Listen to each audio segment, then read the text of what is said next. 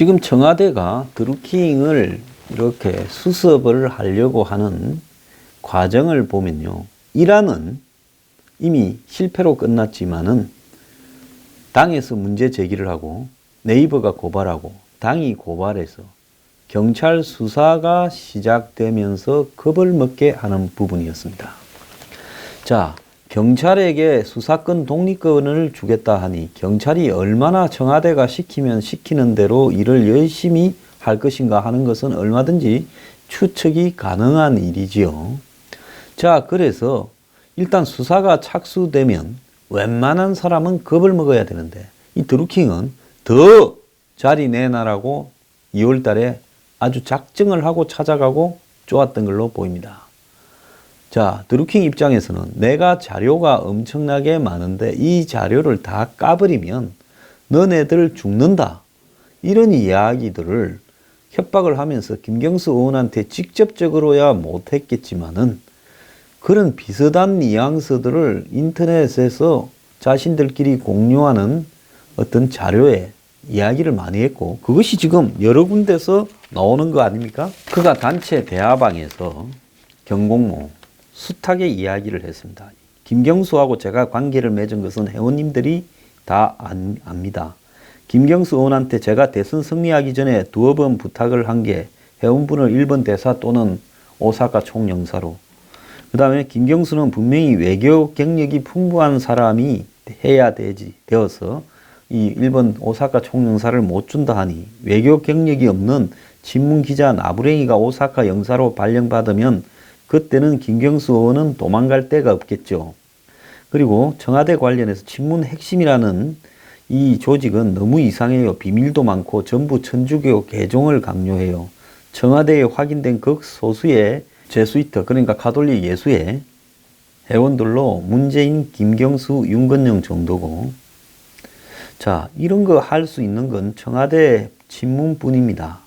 안희정 날리고 정봉주 맞고 박영선 서울시장 만드는 거 이런 이야기까지를 막 했고 마지막에는 지금 무슨 일이 있었는지 다 안다라는 뉘앙스로 굉장히 심한 협박까지도 했습니다. 그럼 마지막에 야 이 더러운 놈들아 2017년 그 대선에 댓글 부대에 진짜 배우가 누군지 다 말해줄까?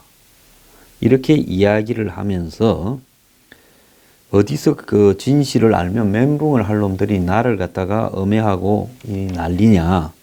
그러면서 입이 지금 건질건질해 죽겠다. 임금님 귀는 당나귀 귀라고 말을 하고 싶어 죽겠다. 겉으로 깨끗한 척 하면서 온갖 더러운 짓을 다 해놓고 나보고 뭐라고 한번 정말로 멘붕을 한번 시켜줄까 이렇게 이야기를 했습니다. 그러니까 이 친구가 봤을 때는 지금 지속적으로 자신한테 들어오는 포위망을 알고 있었던 거죠. 드루킹이라는 친구가 지속적으로 민주당과 청와대에 경고 신호를 보냈어요. 1월 달에 평창올림픽 아이스하키 단일팀과 관련한 여론을 조작한 것도 아예 내놓고 한번 본때를 보여서 이렇게 흔들면 너네 지지율이 내려오는 부분을 직접 확인 가능하지 않겠느냐라는 걸 보여주려고 한 거죠. 자, 이게 통행계예요. 지금까지 문재인 정권이 한 11개월째 오는 동안에 가장 지지율이 낮았고 50%대로 떨어졌을 때가 평창올림픽 여자 단일팀 발표하고 그 다음에 그때 비트코인 문제가 생겼을 때 1월 중하순 부분이 지지율이 제일 낮았을 때였습니다. 그때 이 드루킹이 열심히 네이버에서 여론 조작을 했지요. 그러니까 청와대나 민주당이 느끼는 이런 이 지지율 하락에 대한 공포감은 컸을 거라 봅니다. 왜? 북한하고 이렇게 평창올림픽을 한다고 발표했는데 지지율이 올라갈 줄 알았는데 지지율이 지금 50%대까지 떨어졌단 말이에요. 그러니까 1월 17일 추미애 대표가 댓글 조작단이 가짜 뉴스를 확대 재생산하고 있고 이를 방조하는 포탈이 공범이라고 이렇게 이야기를 했고 18일에는 청와대의 국민청원 게시판에 댓글 조작 논란 수사 청원 글이 올라왔고 19일에는 네이버가 경찰에 수사를 의뢰했습니다. 그리고 1월 22일에는 민주당 디지털 소통위원회에서 법률 대책단을 출발시켰어요. 그래서 여론 조작을 하는 친구들을 법적으로 고발을 하려고 했던 부분이죠. 이 드루킹은 아예 1월 26일 날 지가 네이버 공작을 하고 있다라는 사실을 암시해서 글을 올렸습니다. 그러니까 너가 한번 하려면 해봐라. 내가 너가 걸 많이 알고 있는데 너네들이 나한테 어떻게 하겠느냐. 그러면서 이제 1월 31일 날에는 민주당이 고발을 하고 2월 1일인가는 김어준이 매크로를 가지고 한다고 이렇게 이 블랙하우스에서 이야기를 했어요. 자, 그걸 보면 처음에 민주당의 추미애 대표가 이야기하고 청와대 국민청원의 수사라고 들어가고 그 다음 네이버가 고발하고 이런 과정이요. 어디에서 지시를 받아서 이 팀, 드루킹 팀에 대한 작업들을 하려는 단계가 차례차례 진행되고 있었고 2월 7일 서울경찰청의 사이버 수사대가 여기 이렇게 붙었습니다. 그러니까 이제 이 드루킹이라는 친구가 한마디로 2월 23일 김경수 인터뷰 기사에 오사카 총영사라고 하면서 굉장히 공격을 가했고 이제 드루킹이 체포되기 일주일 전인 3월 14일 날 이 댓글 공작의 배우가 누군지 우리가 다 공개할까라고 이야기를 했던 겁니다. 자, 이런 어떤 상황을 가지고 드루킹이 마치 정치인을 협박한 일종의 협박범, 브로카처럼 이야기를 하고 있는데요. 자, 옛날에 이해운 의원 사건에 보면 이해운 의원에게 무슨 돈을 주고 나중에 협박을 했다, 정치 브로카다 어쩌다라고 한 적이 있었지요. 그런데 거기는 그냥 돈으로 연결된 부분이지만은 지금까지의 상황으로 보면 드루킹과 김경수 그리고 문재인 후보와의 관계에서는 이것은 돈이 아닌 투자를 실제로 드루킹이 했던 부분입니다. 그래서 이 부분이 브로커라고 하는 것이 옳은가에 대해서 제가 좀 설명을 드리겠습니다. 자, 드루킹이 정치 브로커다, 사이비 교주다. 사이비 교주인 건 제가 잘 모르겠고요. 아마 이 친구가 사이비 교주라고 이야기가 나오는 거는 각종 무슨 티벳이나 중국의 비결이니 이런 것을 가지고 자신의 강연에서 자주 이야기를 하는 요소가 있는 것 같아요. 이 친구의 무슨 경제관을 분석한다라는 기사도 나오고 이러는데 제가 볼 때 이 친구 별로 수준 높은 친구는 아닌데 자기 수준에 비해서 포장을 그럴싸하게 하려다 보니 현상에서 설명이 안 되는 부분을 한마디로 이 각종 비결이라든지 또 이 종교적인 주술 같은 부분을 끌어들여 가지고 이 설명을 하는 단계까지 갔다 봅니다. 이 한국의 이 상류층이나 이런 사람들이 상당히 이 경공모에도 일부 들어간 것 같은데 그런 사람들한테 지식을 가지고 이 드루킹이라는 작자가 붙어갖고는 이길 수가 없지요. 그러니까 자기 조직을 돈을 점점 많이 내야 최종 단계까지 올라가는 피라미드 조직처럼 운영했는데 제일 윗단계 옆에는 변호사도 여러 명 있었고 의사부터 전문 인력들, 돈 많은 사람들도 많이 있었던 것 같아요. 그러니까 이 드루킹의 사무실이나 이런 것이 운영됐지요. 자, 그래서 드루킹의 지금 한번 분석을 해봅시다. 정치 브로커라 하면 정치인과 이해관계자 사이를 매개해가지고 이익을 취하는 거예요. 이 브로커라는 것은 중개인이라는 뜻이지 않습니까? 그러니까 재벌과 정치인 사이에서 뭔가를 이해를 취한다든지 이런 사람이 브로커라고 볼 수 있는 거죠. 그러면 드루킹은 어떻게 했냐 한번 봅시다. 문재인의 대선 캠프에 드루킹이 이를 도왔어요. 구체적으로 그와 컨택된 포인트는 김경수고 사실 당시에 유세 수행팀장 역할을 했습니다. 핵심이죠. 최측근으로 24시간 문재인과 선거를 할 때 같이 다닌 사람입니다. 그러니까 줄은 제대로 잡은 거예요. 썩은 동아줄이 아니라. 보통 보면 줄을 제대로 못 잡아서 도와주고 물먹은 사람이 한둘이 아닙니다. 박근혜 전 대통령 때도 대선을 도와주고 어땠다 저땠다 하는 사람들이 주변에 굉장히 많이 있었지요. 그래서 시끄러운 일들이 많았습니다. 자, 그런데 이 드루킹이 자신이 가졌던 여러 경력 중에서 이 경제 공진화 모임이라는 이걸 가지고 여기서 돈도 만들고 아마 여기서 사무실도 만들고 여기서 상근 모니터 요원도 만들고 여기서 이 2,500여 명의 조직 중에서 적어도 한 몇백 명은 최상위층에 이런 조직처럼 만들어서 우리가 문재인을 돕자. 나는 김경수하고 연결돼 있다. 이런 걸 다 보여줬을 거라고 보입니다. 자, 그걸 어떻게 보여주냐. 김경수가 드루킹 산채라는 사무실을 갖지 않습니까? 2번이나요. 그건 뭔가 하면 실제로 연결돼 있다라는 것을 이 드루킹 입장에서는 자기 회원들이나 핵심 회원들한테는 보여줘야 그 사람들이 그걸 믿고 이렇게 돈이든 뭐 이 몸을 봉사하든 해서 여론 조작을 하는데 계속 도울 수가 있었던 거죠. 자, 그러면 이 사람들은 뭘 갖다가 했느냐. 표, 대선 때 표, 국민 여론 되고 난 다음에는 대통령 지지율을 이렇게 주는 역할을 했죠.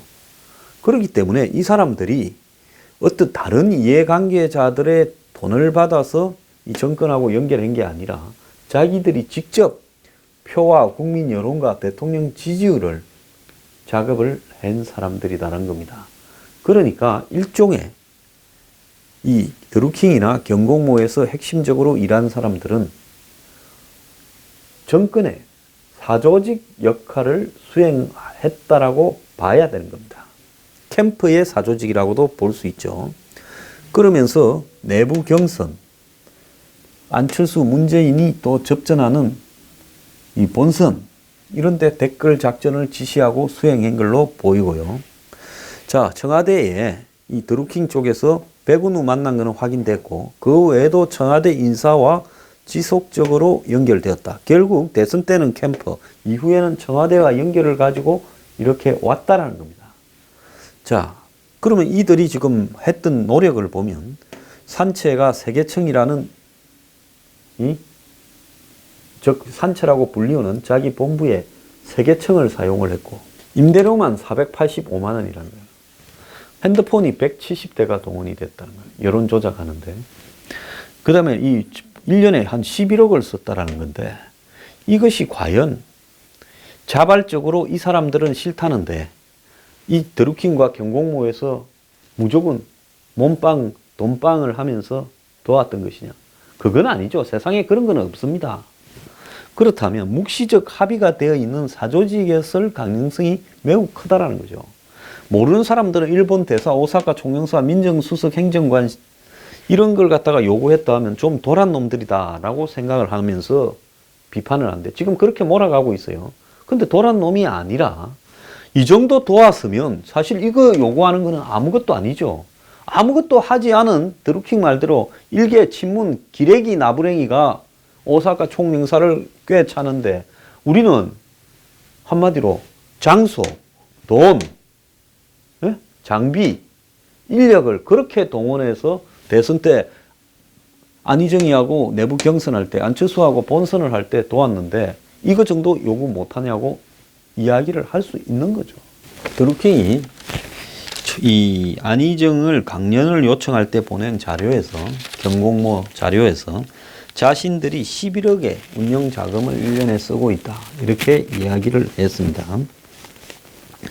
실제로는 좀 오버했을 거라고 보이지만은 실제로 단순한 정치 브로커 중에서는 이런 식으로 선 투자를 많이 하고 그러면서 이 후 대가를 요구하는 브로커가 별로 없어요. 보통 브로커들은 별로 한 것도 없이 남의 이해관계를 전달해서 중간에서 돈을 좀 빼먹거나 이런 역할을 수행하지 저런 식으로 자기 투자를 많이 해놓고 거기에 대한 상응한 대가를 이렇게 달라고 요구하고 실제로 이 대선 캠프든 또 정권과 연결이 되는 구조를 가지고 있는 사람을 브로커라고 부르는 것은 제가 볼 때는 곤란하다고 봅니다.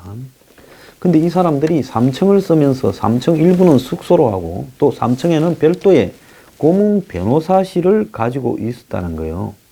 자, 최강근 내지하는 출판사가 고문 변호사실을 운용했다는 것은 매우 의아스럽고요.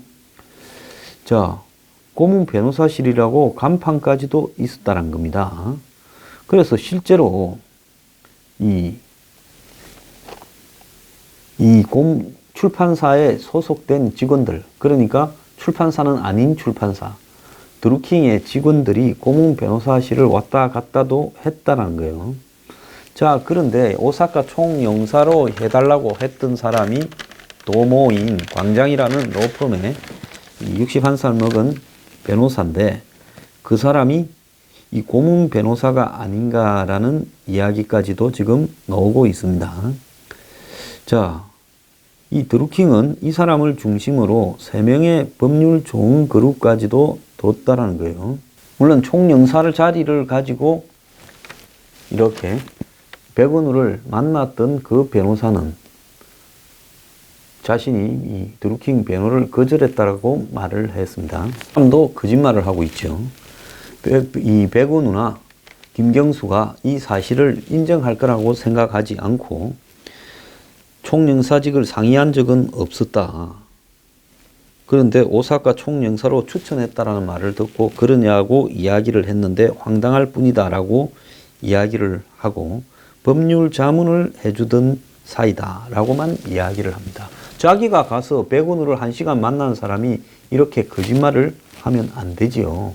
청와대 영풍문에 가서 백운우 민정비서관하고 1시간을 만났다고 청와대가 이야기를 했는데 당당 변호사는 완전 거짓말을 지금 하고 있습니다. 자, 그런데 여기에서 중요한 것은 보통이에요. 김경수가 어지간한 관계라면 이 드루킹이 이런저런 부탁을 하면 만나주지도 않습니다. 국회의원이 자기 스폰서 아닌 돈 많이 되는 사람이 아닌 사람을 시간 내에서 만나주고 끌려다니는 지금 정황이 나오잖아요. 이렇다는 것은 이거는 보통 관계가 둘 사이에 아니라는 거죠. 드루킹이 3월에만 김경수한테 댓글 작업 기사를 3,190개를 보냈다는 거예요. 댓글 작업한 기사 URL을 보냈다. 그러니까 이미 1월 달부터 관계가 깨지고 있어도 완전히 이 친구는 포기하지 않고 계속 김경수하고 티격태격 하면서도 우리가 이런 작업을 하고 있다고 보내준 겁니다.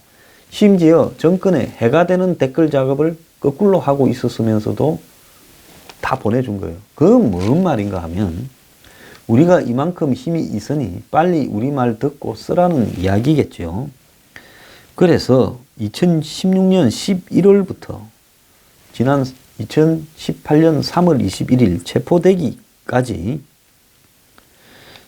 1년 4개월 동안에 이 드루킹이라는 친구가 김경수에게 텔레그램으로 이렇게 활동 상황을 다 보냈다는 겁니다. 이미 많이 지우고 증거를 많이 없앴을 것인데도 경찰청에 따르면 이 드루킹과 김경수는 텔레그램 대화방에서 작년 11월 달부터, 재작년 11월 달부터 올 1월 22일까지 32건의 문자를 주고받았다는데 이 정도 일을 했으면 32건이 아니라 320건이나 3,200건의 문자를 주고받았을 가능성이 높지요. 자, 안희정이가 강연했다는 내용하고 이런 것들이 담겨 있었다는데요. 이 중에는 댓글 작업을 한 뒤 지난해 6월 보낸 기사의 인터넷 주소도 있었다는 겁니다. 김경수는 가끔 고맙다라고 의례적인 답변을 받았다고 경찰이 이야기를 하고 있습니다. 그런데 올해 3월 3일부터 20일 사이에는 일반 대화방이 아닌 텔레그램의 비밀 대화방으로 115개의 메시지를 보냈고 3,190개의 기사 URL이 첨부되었는데요. 자, 김경수는 열어보지도 않고 쳐다도 안 봤다라고 이야기를 하지만은 실제로는 이것이 3월 달에 보낸 게 아니라 그 전에 보낸 것일 수도 있다라고 이야기를 하고 있습니다. 이 드루킹이 휴대폰 170대를 사용했다는 것은 휴대폰을 이용해서 여론 조작 작업도 했을 거라고 보이는데요. 자, 상주 인력만 8년 동안에 50명이라고 이야기를 합니다. 그러면 한 달에 한 사람당 300만 원만 줬어도 비용이 100억이 넘는데 평당원, 민주당의 권리당원에 불과한 사람들이 이런 돈들을 쓰고 했겠느냐라는 부분에 대한 의문이 나오는 거예요. 그렇다면 정상적이라면 아까 말한 변호사나 의사나 이런 돈 많은 사람 몇 명이 돈을 대고 그 뒤에 그런 사람들에 대해서 선거가 끝나면 돈 많은 사람들이 쓴 돈을 대고 그런 사람들의 자리를 알선을 해주기로 됐는데 안 해주니까 이제 드루킹이 돈을 대었던 스폰서들한테 매우 곤란해졌을 가능성도 있습니다.